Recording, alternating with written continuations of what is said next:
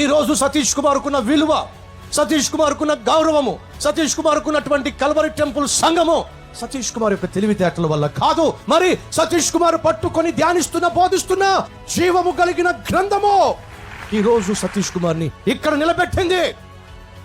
ఒక నన్ను మాత్రమే కాదండి, ఈ గ్రంథాన్ని ప్రేమించే ప్రతి ఒక్కరిని దేవుడు దీవించడానికి సిద్ధంగా ఉన్నాడు.